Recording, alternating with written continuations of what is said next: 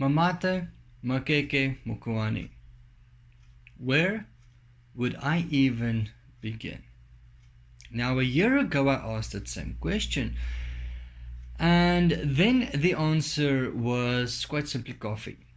Today I asked that question again, and I'm not sure that a coffee might cut it. I might need something stronger.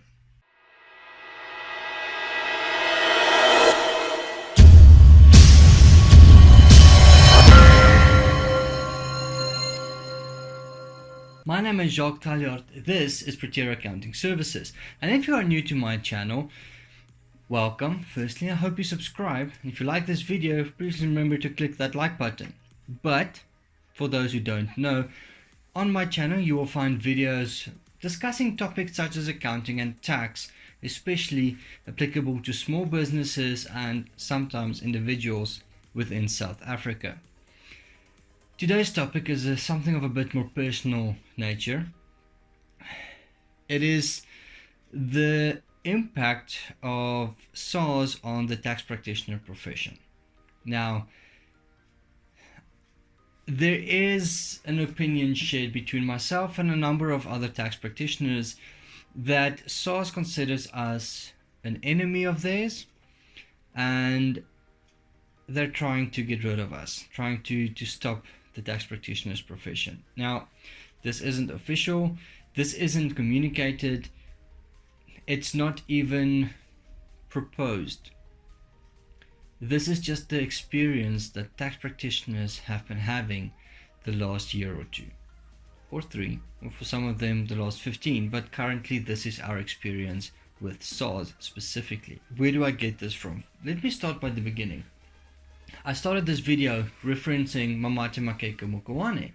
Now, last year, for those who don't know who that was, this is Mamate. Ma'am, can you give me protection from yourself? And we quite often feel like we need protection from SARS. So this individual last year, during that speech of hers in that interview on Morning Live, mentioned that SARS is working on an upgraded e-filing system. They've now implemented said upgraded e-filing system. Now, the problem with that is that I feel that SARS might not have been tested or not have tested the system before they implemented.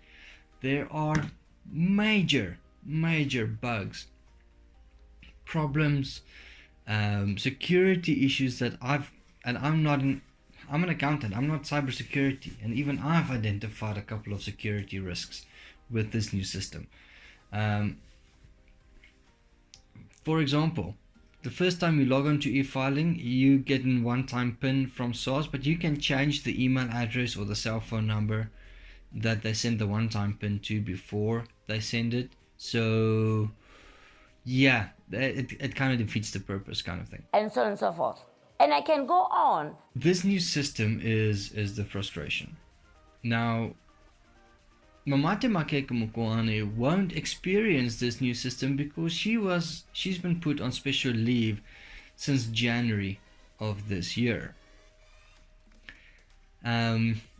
She's been asked to resign and she's just refusing to resign, so she's on special paid leave until there's some sort of resolution for that. So this woman gets paid 250,000 rand a month for sitting at home doing nothing, while a lot of other individuals are trying to get some work done, trying to make the country better and just earn their bread.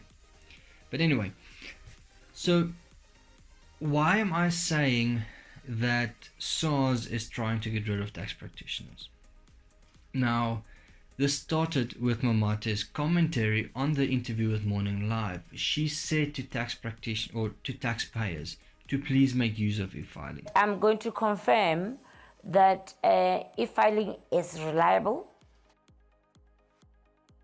For now, please use e-filing and make sure that you e-file before the end of October. They're trying to simplify the way the taxes are being filed. Yes, and as a tax practitioner, I very much appreciate that. It makes my job simpler. But they've gone one step further. On this new e-filing system, SARS has actually gone and said that they will issue a tax return for you and assess you on that tax return where they've provided the information. You don't have to. Now, as a taxpayer, I can imagine that a lot of taxpayers are quite happy about this. Now, the problem with that is that if you accept that assessment, the onus transfers from SARS to you to prove the information on that assessment and on that tax return. If SARS provides you with assesses you for a return as they are doing currently, the onus is on SARS to prove where that information comes from. You can request supporting documentation from SARS in principle. If you accept that return and you accept the assessment, and inaction equals acceptance, that is the default here. So unless you dispute or query that return, it will be considered as you've accepted it. Now, if you do accept that, the principle will be then that you will have to prove all of that information. Okay, now, two problems with this. Under this whole, you don't have to submit an income tax return thing that they're doing now, right? So if you earn less than 500,000, you only have income from one employer, you have no allowable deductions, nothing like that. So SARS says you don't have to submit. Now, if you do submit, and if you fell in that category last year and you have submitted but you weren't supposed to, then SARS would likely now have already issued you with your virtual or estimated assessment, and you would have likely accepted it. The problem is, 2 or 3 years down the line, SARS can go back and say, you know what, we've assessed you, there was 100 rands worth of interest that you did not declare, that was not on that return, and now we are going to reopen that return. Boom, you suddenly have to pay the 100 rands interest worth of tax, which is not much. But there's also, now SARS is going to say, well, since you were unclear about that, we are going to disallow the other expenses and then claim tax avoidance or tax fraud, and as a result now you get put up, they slap you with a big penalty and interest. Can they do that? Yes, they can. Are they allowed to? Technically yes. Should they? Definitely no. Now the problem with that is that if you dispute that additional assessment, you are likely going to win your case. Or a lot of people are just simply going to say, you know what, it's such a small amount, let's just freaking pay it and get rid of it. That's going to be the easiest solution. Now the problem I have with all of that is, number one, this assessment that SARS has issued you already, currently the principle, it's not necessarily correct.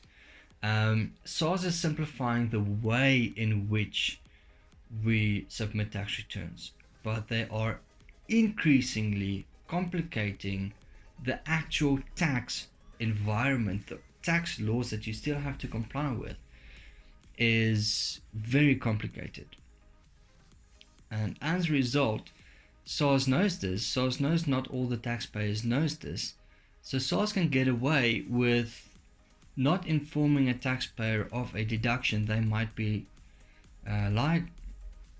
that they might qualify for, and as a result then SARS is pocketing money that's not due to them. Now I've always been of the opinion that pay SARS what they're due, but not a cent more. And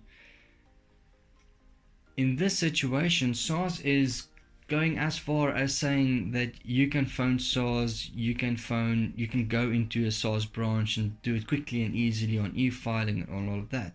Yes, I went to SARS yesterday morning. If I stood in that queue went on longer than World War II. It went on for ages. If I stood in that queue and I arrived there at 7:20 in the morning, I would have likely have waited until about 9:30, maybe 10 o'clock, just to even enter the building. Right now, Tax Practitioners has this very neat ability we are allowed to make appointments with certain SARS officials. That allows us to skip the general queue. The problem with that is that you still need to get into the building. So not all the individuals that you will see at SARS is going to allow a tax practitioner to walk to the front, cut in front of security, go through security, and then go right to the front of the queue if we have an appointment. They won't understand that, and as a result then you kind of feel obligated to stand in the back of the queue and wait your turn until you get to the front. But the problem is that I arrived, I did not have an appointment, I arrived, I saw the queue, I decided, you know what, I'll deal with this in a different way, and I left. Alright, so I've said a lot of things. The principle is that SARS is campaigning against tax practitioners in the sense that they want the taxpayers to deal with them directly. There's a couple of SARS branches that I know that are actively aggressive or hostile towards tax practitioners in terms of the way the individuals have their attitude towards. Now, I know this is not everywhere, definitely not at the SARS branch in Boksburg where I usually go to. Those guys are very accommodating, and they've even been assisting me in a couple of cases that I've worked on. Those individuals I'd still call, for the most part, old school good citizens. They're doing what they're doing, they're doing what they're supposed to do, and they understand they are there to assist people. They understand that I am there to assist people. Alright, so SARS is campaigning, and there's that feel that I've experienced a couple of my tax practitioner colleagues are feeling, where SARS is in person being nasty to them, they're not assisting them, that's going through. The other problem we have is that SARS is now contacting taxpayers directly, even when a tax practitioner has put the tax practitioner's contact details for that taxpayer on the SARS system. So SARS should technically contact the tax practitioner for that, but they're contacting the taxpayer directly. Then the tax practitioner gets a notification from the taxpayer to say that, hey, I got this, what do I do with this? And we have no knowledge about that, because SARS kind of went behind our backs to the client to say, you know what, forget about that professional, he's not that professional, deal with us directly. So there is this whole approach where the taxpayers used to work with SARS and with the clients. The idea was that the tax practitioner would be an interpreter for the client and a representative of the client at SARS.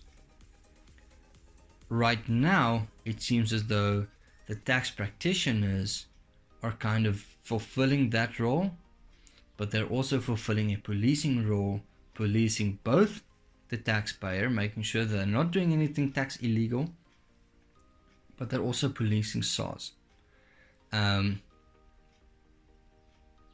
That seems to be the role that the tax practitioners are fulfilling at this stage, because there's a lot of things that's going on at SARS that's not supposed to be, and we pick up on that doing just a basic comparison between why this was disallowed now in an additional return and that not, that kind of thing. So there was a proposal made that in South Africa we need like an ombudsman, but not the tax ombudsman. We need an ombudsman or a regulator for the tax profession. That's taxpayers, tax practitioners, and SARS. All three of these should be regulated and report to the same regulatory body. Now, in the past, that used to be SARS. It's gotten to the point where SARS now has the power to go back 20, 30 years, reopen tax assessments, refuse allowance deductions that was allowed in the past, just for a couple of individuals to make a bit more cash. I understand there's an incentive where a tax auditor or a tax reviewer can disallow expense, and they are paid for expenses that are disallowed. Now, I would assume that this was brought in to stop tax fraud or assist guys with doing a good job in identifying tax fraud and preventing it. But now, unfortunately, within the nature of